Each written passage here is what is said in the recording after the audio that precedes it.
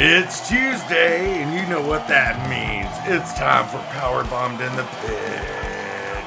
We're two tag team partners who love loud music, comedy, art, but most of all, we love the people who do all those things and love pro wrestling.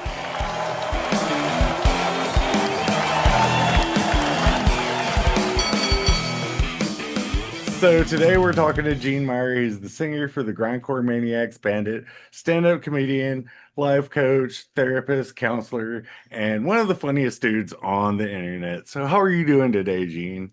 I'm great. How are you guys? We're Pretty awesome, well. man. Yeah. Sorry for the miscommunication and stuff. And buddy, no, life It's all happens. good. It's all good. But thank you for still coming on, even though you're not a pro wrestling fan. And Yeah, I mean if like I said, I have passing familiarity with AEW. Okay. yeah. I don't know if that's the one you guys follow. Yeah, that's our main one. Oh, okay. Yeah. I I can I watched a little bit of it last year. Everyone says I look like MJF. Yeah, you have a vague similarity. Yeah. I would say in the Happy Gilmore movie, Happy Gilmore 2, you look more like MJF than like in his regular Yeah. Wrestling role. Yeah. you know, but yeah. And I know Brody King because he's the singer of God's Hate. Yeah. And CM Punk, but I think he's in WWE Yeah, Now. now. he left AEW to go back to WWE after he swore he'd never do it. So yeah. But yeah, Oh, Brody, okay. do you know the band Every Time I Die? Yeah.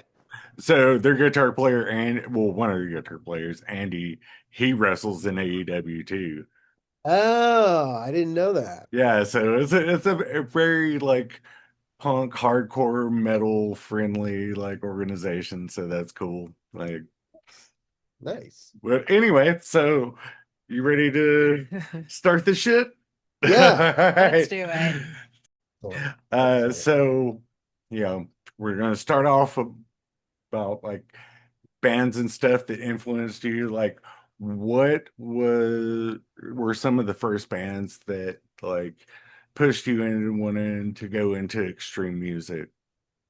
Well, so the first CD I ever owned. So I was I was born in 1989, so it was 1994. I was 5, and my dad joined. They used to have CD clubs. Oh yeah, dude, Columbia House, BMG, Yeah, rob those people exactly. blind. Yeah. And my dad joined one and he got 3 CDs. He got Tracy Chapman CD, which he kept for himself. Of course. He gave my older brother a Pearl Jam CD. And Wow. then I was 5 and I was like, well, which one do I get? And he just handed me the last one. And it was Rage Against the Machine's Oh. self-titled album. That's that's a definitely good entry point. Like, Yeah.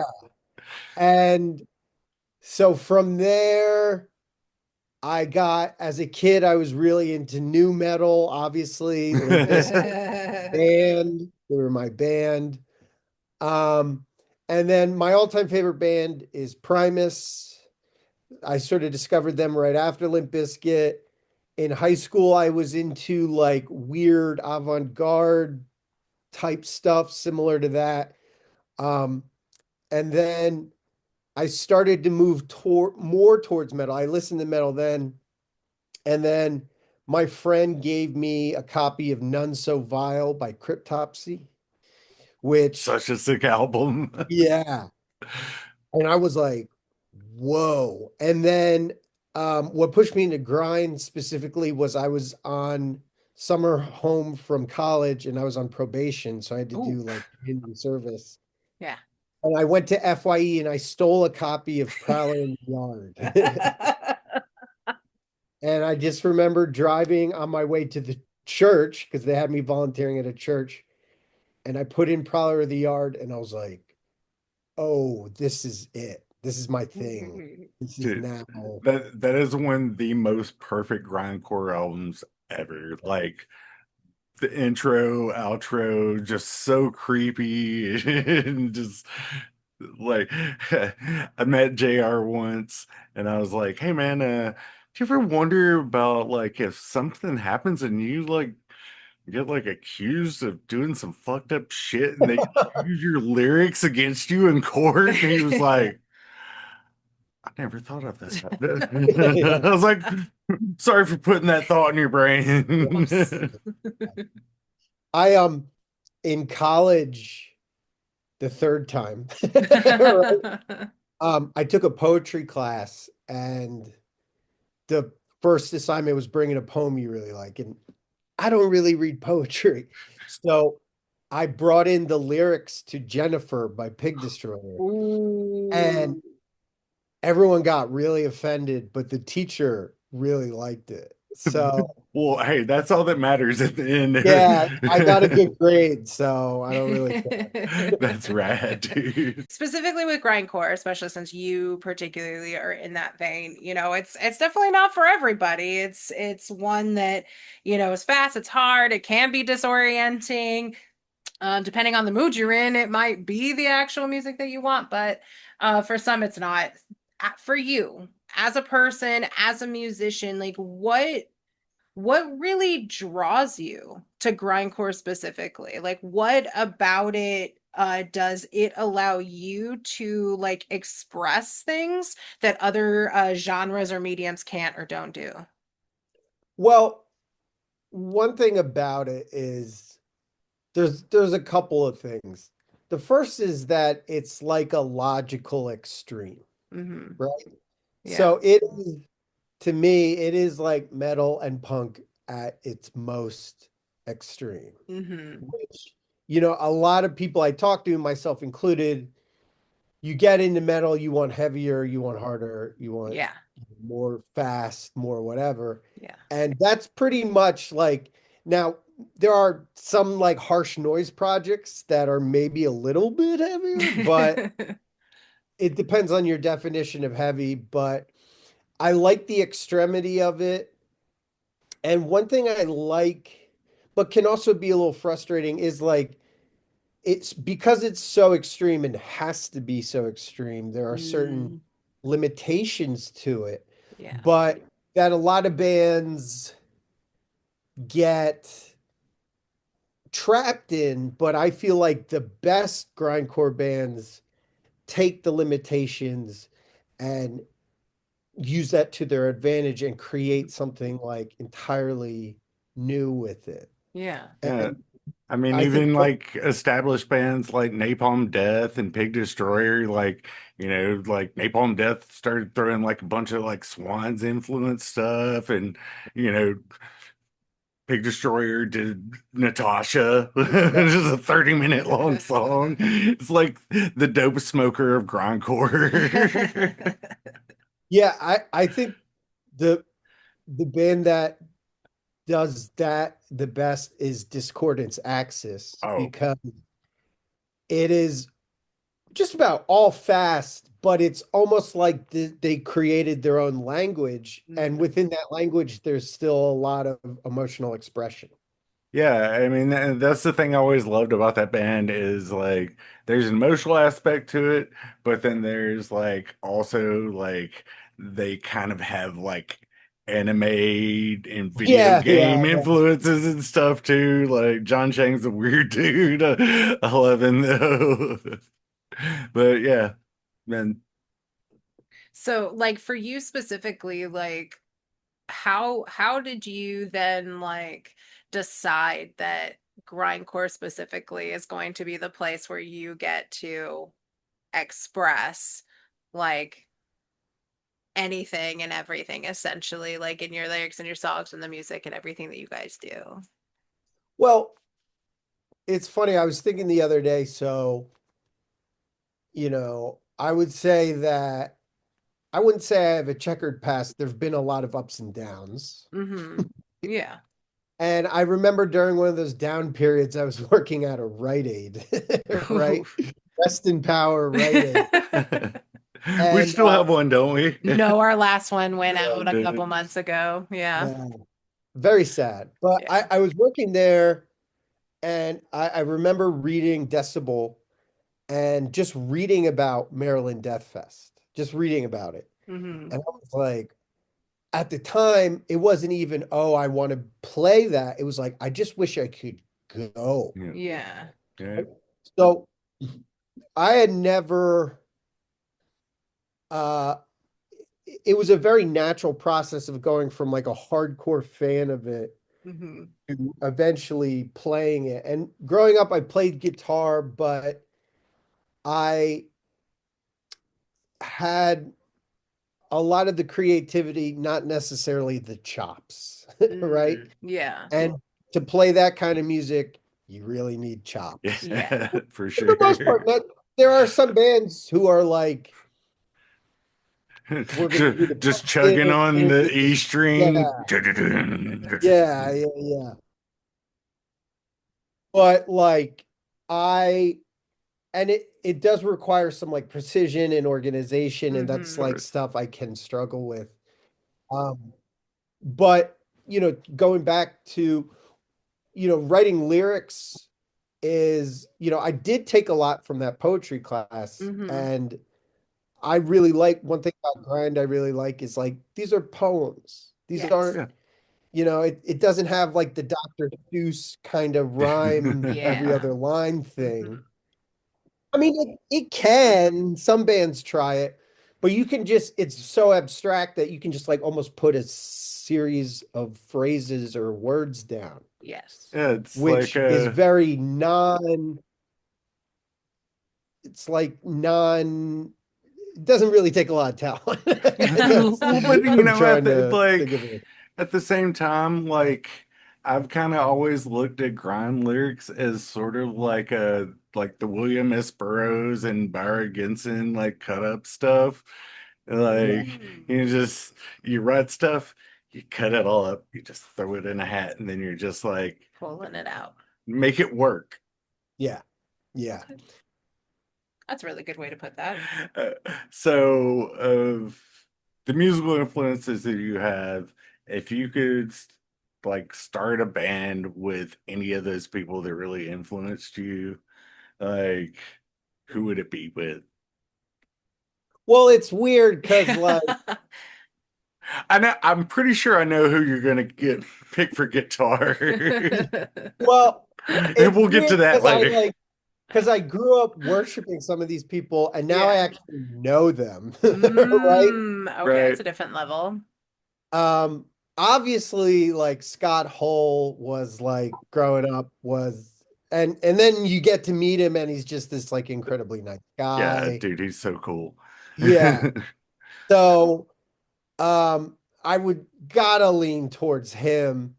Um, Dave Whitty, who I also know, um, the drummer for Municipal Waste, Yeah. Access and all that. And Dixon, yeah, for about Yeah. son. And then with bass, so I grew up and grind bands didn't have a bass player, right? Oh, yeah. Like Like Asa. Luther didn't have at the time. Maruda didn't have discordance axis. So I'm all about that. So and then like to be honest, like it's so chaotic most of the time. Very rarely am I like, oh wow, that's a bass line that I recognize. It's just so if I had, but I have always daydreamed about what Les Claypool would do with this format of music. Dude. Well, That's I actually a mean, good question. so yeah, like leading into the next question. I mean, Les Claypool, he was in like Blonde Illusion and stuff, and then Lur was in Possessed and everything. So it was like, why is Promise the best band on earth? And how crazy is it that Larry Lalonde was uh, 14 years old and invented death metal guitar?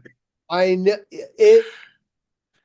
So, I could wax poetic about this for like hours. There, a lot of people see that band and think it's just like a bunch of guys showing off, right? Specifically the Les Claypool, the bass player. But like that is just like an element of it. But what I always loved about them was just how fucking weird they are. They just like and it's just so unique. There's no other band that you could be like, oh, that sounds similar to, like, maybe once in a while you'll hear a part that sounds a little bit like them, but it's just Mhm. it's its own genre, and it's like it combines funk, avant-garde, metal, also like a little bit of country, Oh, definitely. psychedelic, like just it's just this, amazing, completely idiosyncratic thing that I just can't really even describe. Almost like the junk drawer of music, Yeah. almost like everything's kind of Yeah. thrown in there, and you get Just a throw everything in the kitchen sink. choose. But yeah, dude, they were definitely a very like influential band to me, like growing up and stuff. Like seeing the video for John the Fisherman, I was like, wait, this Oh, weird yeah. band is singing about fishing? Like what? Because Yeah, yeah, I grew up yeah. in a place that was like very big for like bass fishing. Like we had like pro like fish tournaments and stuff like around there. And I'm just like, I don't know how I feel about this at first. And I was like, they're pretty cool. I tried to get into I do enjoy fishing when I do it, but talk about like patience. Oh. Oh, yeah. Are there any like goat level bands that you would have loved to tour with or that you have toured with Ooh. or Well, played shows, whatever? I mean, playing with Pig Destroyer was like, uh, that was pretty special. We toured with Wormrot last year, and Ooh. that was like, Those dudes are oh fucking shit. awesome. I hope they Yeah, get like one of their first like shows they played in the US in Atlanta, like back in the That's right. day. it's fucking Then so nasty. yeah. Um, one of the first shows where I was like kind of joining the band, but not quite in it. Bandit played with Maruda, Yeah, who, I know Mitchell. yeah, yeah, I yeah. used to live in Florida. Oh yeah, So. I actually just interviewed him for my podcast Oh, earlier. Oh, hell yeah. cool. Yeah. But like, yeah, I mean, just because that album, that compilation, it's called "This Comp Kills Fascists." Oh yeah, Mm. so one of the best grindcore comps ever. Yeah, and just every band on there was I just remember, Hummingbird of Death. yeah, yeah, yeah, and I remember that came out when I was working at the Rite Aid, and I was like, oh my God, like and then like we toured Europe with PLF. We Oh, uh that's rad. we played with, I guess the only one who's truly left is Napalm Death. And um it was weird. I was at a show and Barney was there.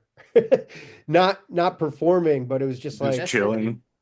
oh, okay. You know?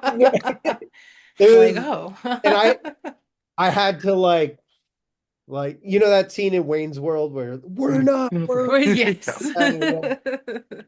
And I was just like, don't be a nerd. Don't do it. I mean, I felt the same way when we played with Gridlink and I met Mm. John and I was like, Yeah. but and even now, like I have Scott Hull's number, but I'm like afraid to text him because I'm like, I don't want to bother you. You know. Yeah, I'm the same way. I've got a couple people's numbers, and I'm just like, well, I'll just hit you up in my DMs because Yeah, yeah. It seems now actually pretty interesting. The thought just came to me that the fact that text messages now are uber personal Yeah. and private almost, whereas social media is a whole other thing. Whereas once we got text messaging and AOL Messenger, that was it, you know. Just So it's just everybody put interesting. all their fucking feelings up on the internet. It's interesting. Anyways, that was a side note. But well, since we are kind of like on this whole performing, I guess, line of inquiry, you do some interesting things on stage, sir. One of them being vomiting. Um, Yeah. and I'm just curious, is this triggered by a certain note that you hit, or is this kind of just something that happens in the heat of the moment, or are you actually like trying to in that moment for whatever reason? So when I first joined Bandit, um, I noticed at the end of our set, so I do a lot of running around and screaming. Yeah. In your chonies. Yeah, yeah, and I wear my SpongeBob underwear. And I noticed toward the end of the set, like, do you ever like work out or do something physical so hard that you're like, I'm gonna puke? Yeah. And I noticed I had that feeling and I would hold it back. And then I was like, Mm, what if I didn't? And then the it wasn't the first time, but the time it really made the biggest splash was the first time we played with Pig Destroyer was in New Jersey at a okay. big venue. And I was very nervous. So I ate like this Greek salad before, and Oh no. I don't normally eat olives. They're kind of salty. Mm-hmm. And we had like Jack broke a string, so we had to like switch out this string during the show. Oh And I no. was just like this, you're already nervous. There's all these like nerves in your stomach. Yeah. And towards the end, I was like, well, I'm gonna put on a show for them. And then it came out. I don't make myself do it. It just It came out. just, yeah. Yeah. And luckily, someone upstairs took a picture of it, and it looks like this Baroque Renaissance. It does.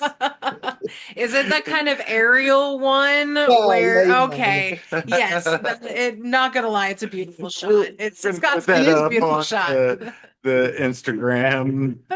Yeah, it's definitely it's interesting. Like what was everybody's like reaction toward it? Like the They were like, crowd, you're hell yeah.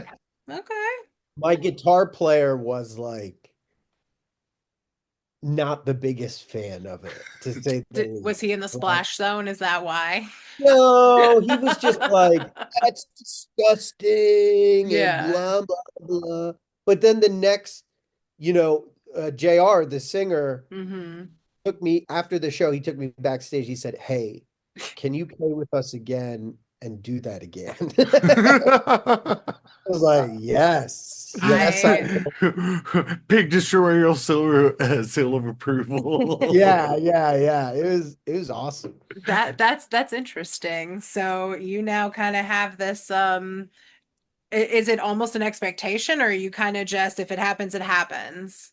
Well, so my guitar player was like, we had a chat. We had a couple of chats about it. And he was like, I don't want to become like a gimmick band. Gotcha. Yeah, yeah. And I was like, yeah, I get that too. Mm-hmm. So in recent Understandable. years, I haven't been doing it as much. I have to, but it's not that my body, like, I have to be very careful about not eating at least 2 hours before we play. Yeah. Because I we mean, played a show, we were on, I think we played a show with No Mas in Columbus, and we ate Chinese food like half hour before it played. Uh-oh. oh I no. didn't even want to, but it just came out, and it was a lot. Oh It was a no. Just but orange chicken and rice yeah. everywhere. Oh my God. It was, Oh but like no. on the Wormont tour, there wasn't, I don't remember it happening too often. And if it did, it was just like a little, you got to find like other ways to, and I agree with him. I don't want to be like the throw up band. Right, Right. exactly. Oh, Oh, I do want to be You don't recognized want for to the be the grindcore GGL and yeah, yeah. And anything. that's not what we are No, anyway, I yeah. you know? know.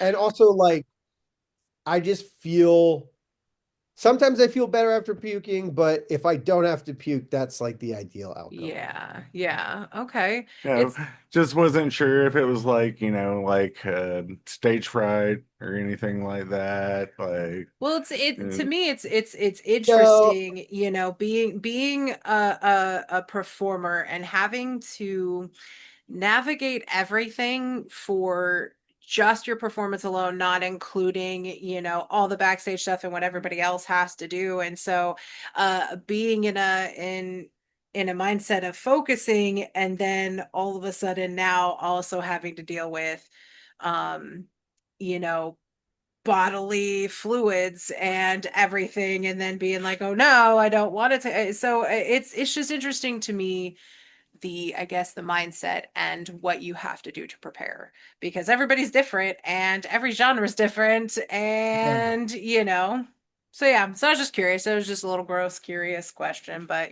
so not only are you a musician, but you're also a comedian and you're also a therapist.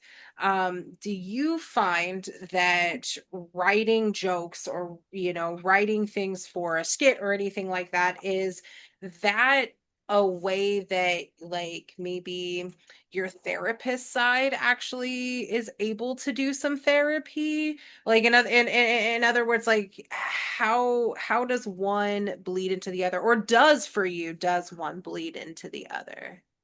Well, I tell people that I do those three things and they're like, weird, don't Yeah. they like conflict with each other? And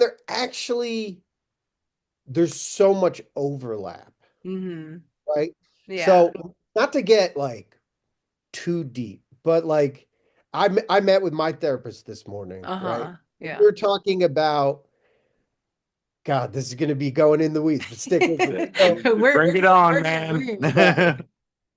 So identity transformation, becoming a new version of yourself from the hmm version of yourself yeah. is beautiful, but it's very painful. There's grief, Hmm. and surrounding that grief is despair. Ah, yes. And the way he said that the way we like treat despair is incredibly important, and that the comedy is sort of finding the humor in it. And I think the music is like finding the sadness in it. Hmm. And then the therapy itself is taking both of those things and learning how to manage and make them fit. Gotcha. Make it make sense. That's Yeah, awesome. Like, Okay. exactly.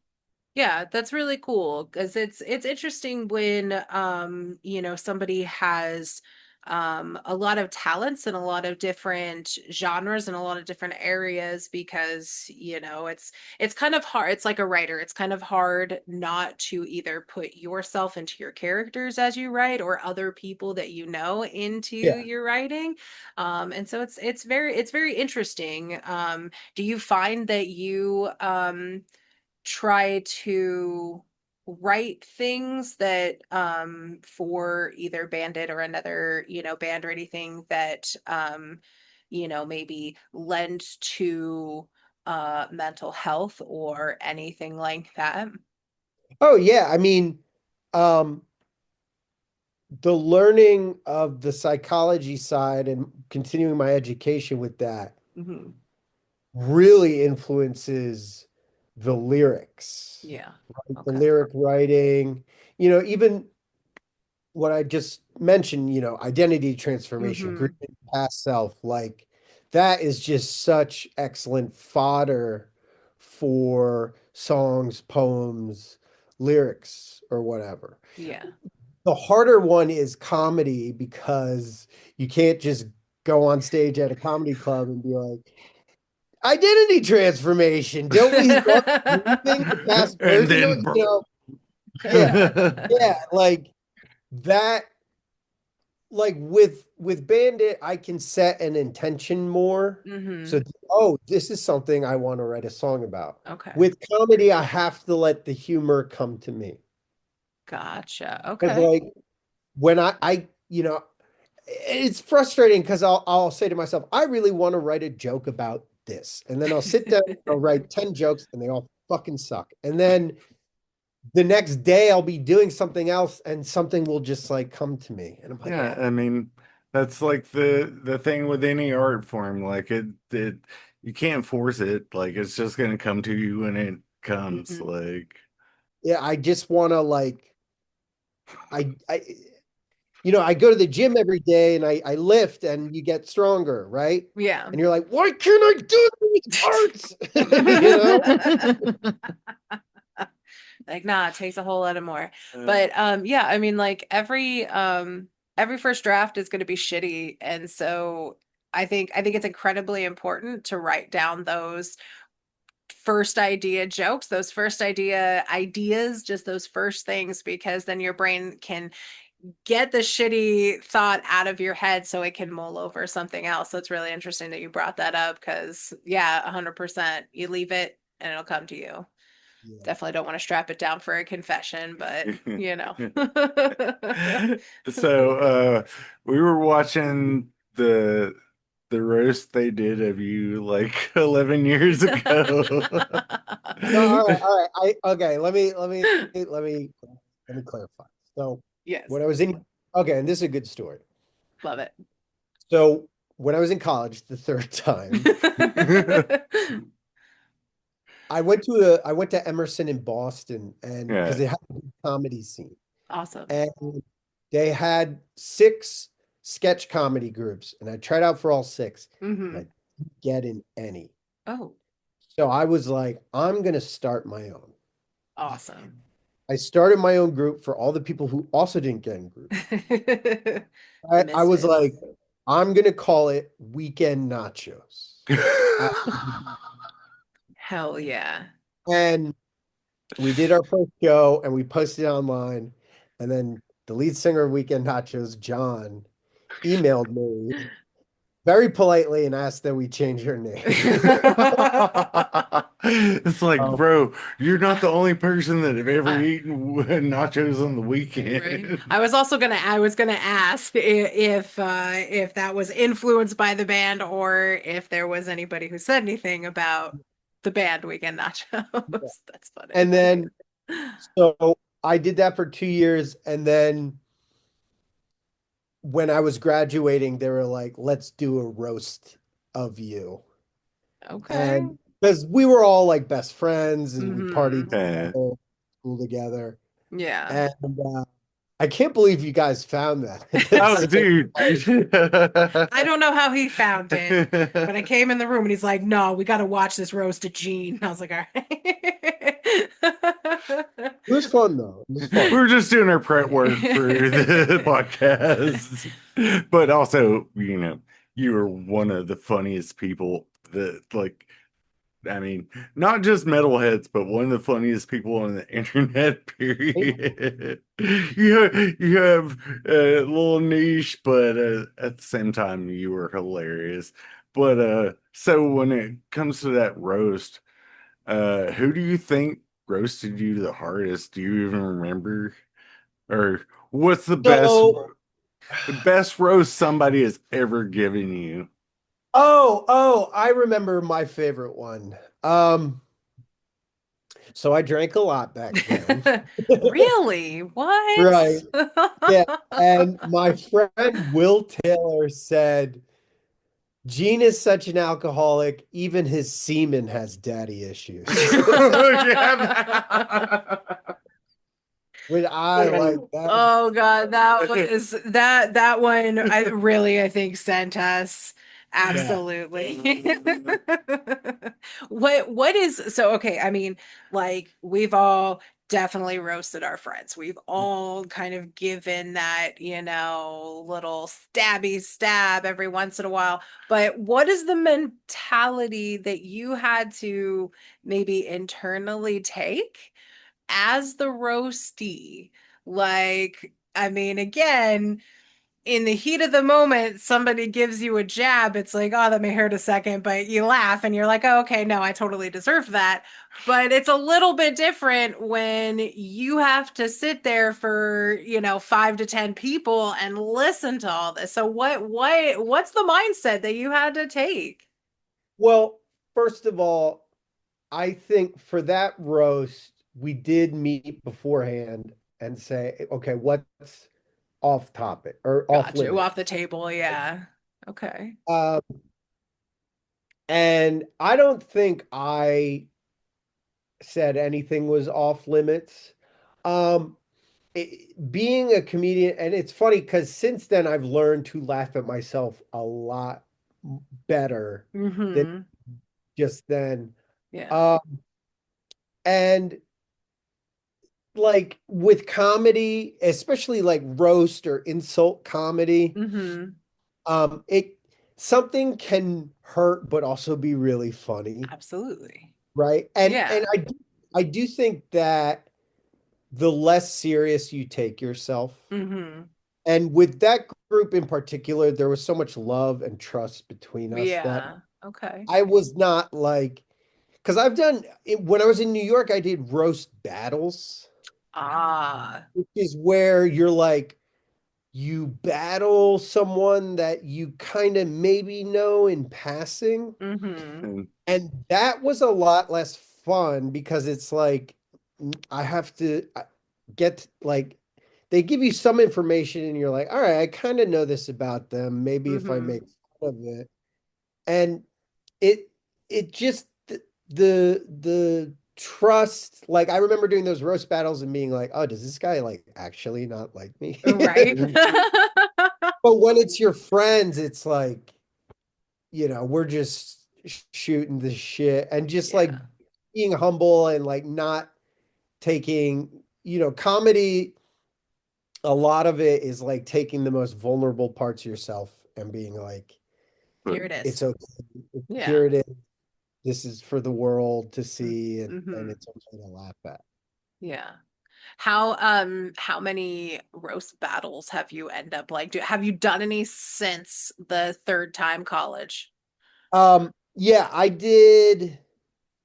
Oh my, so okay. I did three of them. I did three of Okay.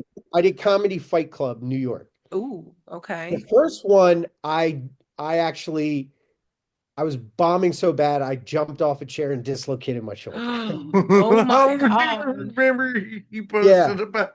yeah. And Holy I shit. and I still lost. Oh my God. The second one was 2 weeks after my grandmother passed away. Oh no. And Dude. the first joke was about that. And I was just like, oh. Like, oh no. I know, but I won the battle because I Oh, made well, that's good. I think because grandma helped you. he was like missing a sternum, and I Yeah. made fun of that, and the audience really loved it. The third one was the worst. Oh no. So they upgraded. They were at the Stand in New York, which is like a Mm, big comedy club. yeah. And, and I was like, yeah, I'll maybe write some jokes, maybe, I don't know, whatever. And I went against this guy, Ilya. I don't know his last name. I can't remember it. And he like destroyed me. And Oh no. one of the judges was this woman, Corrine Fisher, who does Guys We Fucked podcast, which is a very popular. Yeah, yeah, yeah, yeah. And she said, Gene, you're very attractive until you open your mouth. Oh I was like, no. that was the moment I was like, I'm good. I'm Uh, good with this shit. this ain't my jam right now. Yeah, I can only imagine like you would like really really really need some thick skin to do something like a roast battle where you kind of barely know anybody. Like have you ever like come in contact with like hecklers? Like when you've been up doing stand up? I know it's a random Other question. than your Yeah, no, no, sisters no, when they heckled you. I've had especially down here in Florida, can be very rambunctious Oh, crowds, really? but I see a lot of comics like get angry with them and be Yeah. like, stop talking. And I'm just like, never get angry, Hmm. try to play with them, and then play to the people who are paying attention. That's That actually a good way to look at it, you Yeah. know. absolutely. And like, we were talking about not taking yourself seriously. Like if someone's on their phone, what, Oh, it's like the same with like Bandit. Like Bandit, we played a show in the UK on a Sunday in Nottingham, and yeah. some guy in the front row fell asleep. What? There were like 12 people there, but he was like leaning on a pole and he just fell asleep. Oh my God. I was like, I cannot say that I haven't been guilty of being that guy at some yeah, point. Well, at a easily. grindcore show. I mean, Oh man. Hey, primitive man, they just like crushed me so hard that I just had to be like, I gotta take a nap. Well, like I mean, for some of like the really big bands who will stop their show for like a fan in the upper balcony and get mad for them being on their phones, like every time we see something, I'm just like, why would you ruin the experience for everybody else in this show just to call out one person for being on their phone? So yeah, like Well, the cater to guy the people. Maiden. I can't remember Yeah. who it was, but actually like, maybe just shift your focus to the people that are actually paying attention. It's one person out of everybody else, So that's a really good way to look at it. I think maybe we can apply that to life or something. yeah. I don't know. But before we go, I do want to do kind of two fun, interesting things. Okay. So yeah. So, first off, music evokes certain emotions in different people, and it's comfort to many. When you need to pick me up or something happy that changes your mindset, what are those couple go-to songs? Oh, like happy? Well, Happy. not happy, just things that Uh, make you Yeah, so happy. songs where you need a pick me up, you need something. What are well, some songs or what are some things that you do? it's so I don't when I'm like in a bad mood Hmm. and I try to listen to happy music, it just pisses me off more, right? Absolutely. But one band that I come back to feel things, Hmm. is Deaf Heaven. Um, Dude, album, yeah, the album Sunbather, specifically the last song, The uh, Pecan Tree, Ooh. whatever. It starts with this like intense, depressing black metal blast beat, and then Hmm. it explodes, and then just the most like beautiful melodies you've ever heard, just these like shimmering. And that, the other day I was driving back from a comedy gig and I was listening to it and I wrote a song. Oh, hell yeah. that's And awesome. Like, yeah, what's funny is like when I'm sad, I'll listen to the last song. When I'm happy, I'll listen to the first song, Dream. Oh, yeah. okay. So this is definitely a multi-mood changer album. Yeah, it's so good. Like, I know there's a lot of hate, and it's like, oh, people are like, it's girlfriend metal or whatever. Well, fuck that shit, dude. Yeah. They covered Mogwai in like one Yeah. of their first releases, Oh and yeah. I love shoegaze. I love black metal. Like the shitty end of black metal, but it's like. Yeah, I love that stuff, and just the fact they found like a kind of like perfect medium. They just scissored each other. Yeah, exactly. Oh man. Okay. Do you have any other or is that kind of just the one that like any mood? Well, and then this is so nerdy.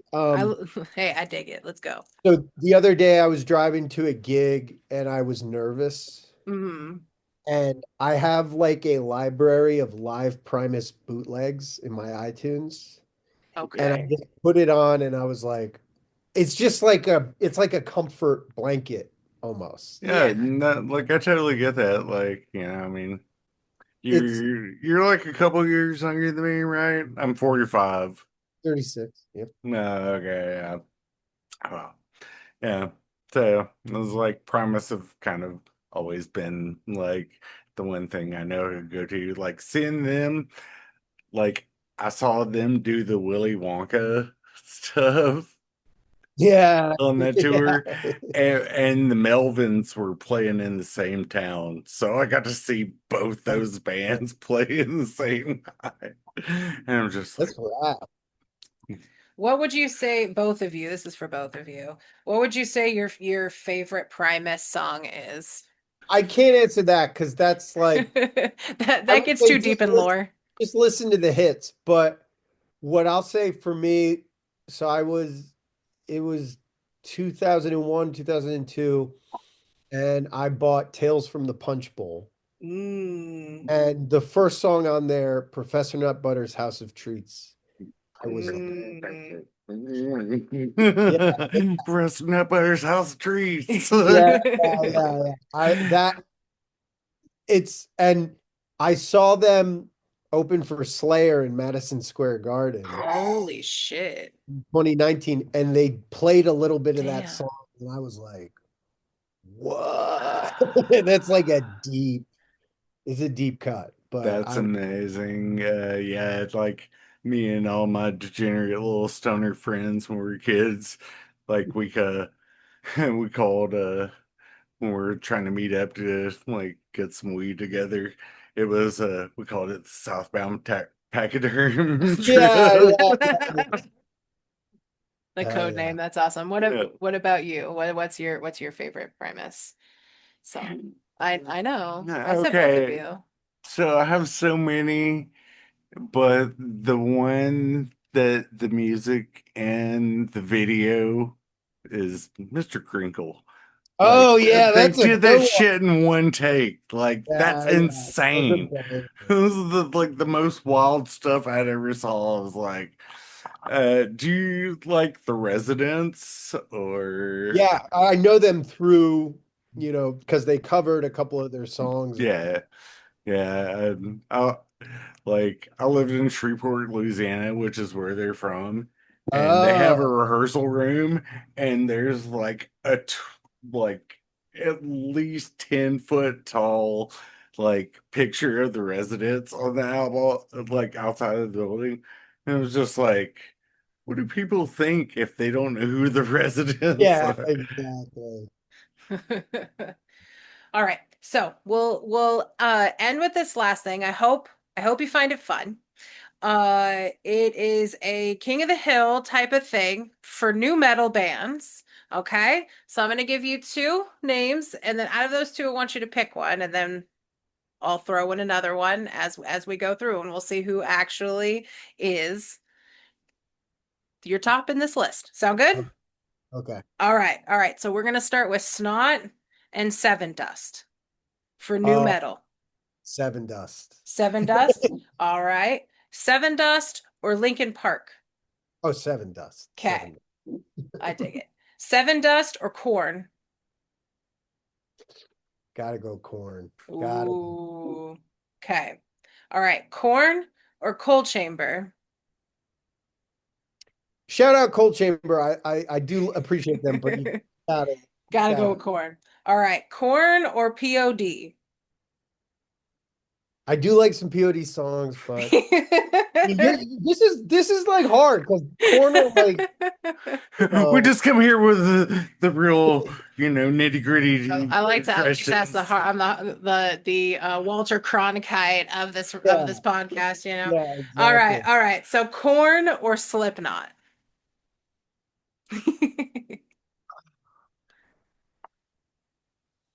Can I give my reasoning why? Of course. So Slipknot are like they're great. They're Hmm. very heavy. They're the heaviest of that first wave of new metal For bands. sure. Absolutely. They probably have the most traditional metal influence, like death and thrash. Hmm. But Korn, they have like a wider palette, I would say. Mm. There's spooky Korn songs, there's really heavy Korn songs, there's like really fast Korn songs, there's Hmm. like drony Korn songs. Yes. I gotta go with Korn. Okay. All right, that's respectable. All right. Corn or Disturbed? Oh, that's I just had to throw That that took in me there. on All the right. on this I know. minute. No. I had to throw next that one out there. question. All right, I had to throw that out. All right. So, final matchup. Corn or Limp Biscuit? I was not gonna lie, I was hoping this would be the final two for you. Is it like me personally You or personally, you personally. I gotta go Limp Bizkit. I Okay, why? Why?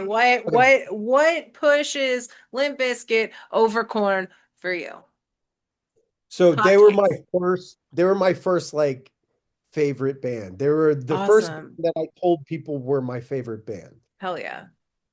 Their first three albums, and I really haven't listened after that, Okay. all pivotal childhood. I Mm-hmm. remember just sitting in the living room, putting in $3 bill, y'all. $3 bill, yo. Yeah, just like looking at the artwork.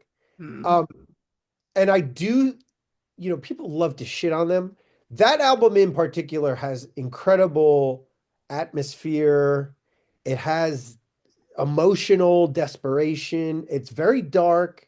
It's Yeah. very spontaneous, and it's very heavy. Hmm. And I just like they were my part of my identity. They were the first band that Absolutely. was part of my identity.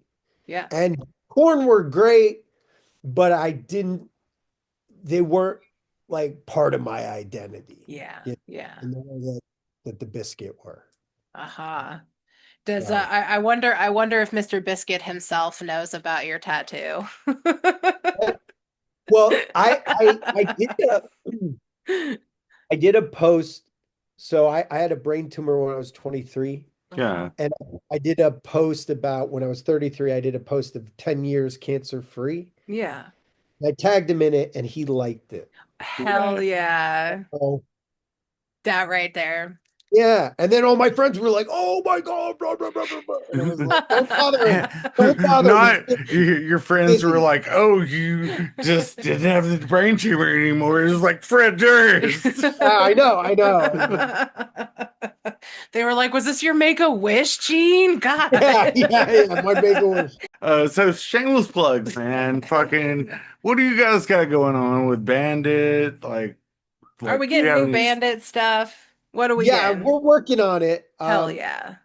The Jack, my guitar player, sent me we're probably gonna do like an EP this year just Awesome. because It's he gonna be has 3 minutes long. yeah, it's gonna be 2 minutes long, like a Polish folk tale as the last minute. Oh, what that? Um, um, yeah, and we're potentially gonna do a UK tour in October, but Ooh, none of this is set in in stone. stone.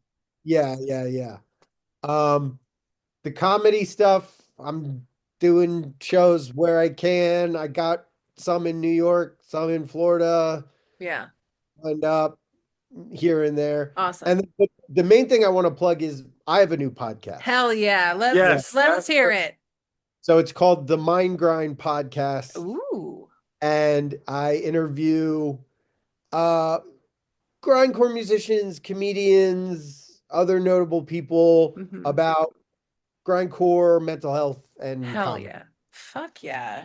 yeah. We're gonna have to do a part two where we just talk about mental health. We didn't really Fine, that's fine. talk about that much When because we just went off the rails. But yeah, when really. does do you have it up right your podcast up right now, or Yeah, is it coming out? as of today, we have the first episode out where I interview my yeah. sister. That's a really awesome topic and subject matter, especially nowadays. Like, do you particularly see like a change with hardcore, grindcore, other type of bands that have maybe traditionally seemed not okay with how okay their fans are or how okay they themselves are? Like, have you seen a shift? Well, people are definitely talking about it a lot more. And I, Okay. I do think that since the pandemic, where a lot of people were forced to just sit at home and be like, Right. Like, maybe I do have some things I need to talk about. And especially since then, I know it's big in like the metalcore scene. I Mhm. know Jake from August Burns Red has, I think it's called Heart Support, which is like a peer run group. Oh wow. Uh, and I want to introduce that into the more extreme music scene. Yeah. That would be Um, awesome. and just like really non-authoritative, just open discussions Hmm. about, Uh, you know, I ask everyone on the podcast, I say like, what do you do to take care of yourself? And just give like practical advice. Yeah. yeah, I mean that's all you can do, and like this fucking hellscape we live in right now Gestures make yes. does not make anything better. So, like when it comes to mental health, like we appreciate you, like being a person that we can talk to, like uh, Yeah. another Yeah, metalhead. exactly. Exactly. Yeah, like I definitely like that as of late it feels safer, and it feels that this kind of like new generation of musicians and bands are kind of taking things like taking care of yourself and maybe not drowning yourself in substances and stuff like that, and everything. I think that's really really important and really cool to see, because I remember growing up, like it was kind of scary as a female to be at a show, any type of show like that. And now I'm like, this is awesome. It just feels safer and feels a whole lot better. And so it's really cool to hear that there are definitely people out there trying to have more of an open discussion. So I think it's super super important, especially for your podcast, to be out there for that. So yeah. So, thank you. Do you have anything else going on in your life that you want to plug for us? I love Uh, that face. That's fantastic. no, no, no. You just look like Gene from Bob's Burgers. Me. Yeah, yeah. Yeah, you're right. Mm, Well, Gene, thank you so much for coming on, talking with us.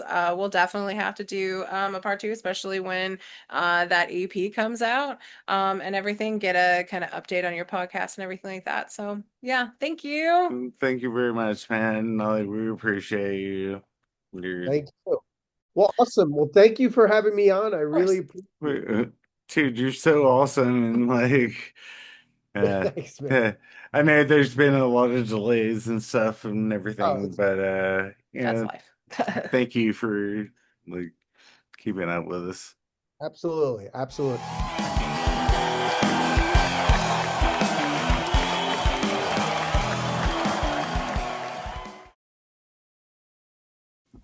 Hey everyone, this is Carissa. I just wanted to stop in and say thank you for joining us today. If you enjoyed this video, please consider liking and subscribing to the channel. Everyone starts out small, and every like and subscribe definitely helps to get the channel out to others. We appreciate every single one of you nerds, as we nerd out with other nerds. So from Chris and I, a tremendously huge thank you. We have a ton of great stuff coming your way. So do a frog splash from the top rope, grab your battle vest, headbang to that sick guitar riff, and stick around to see who might be making their way to the ring next.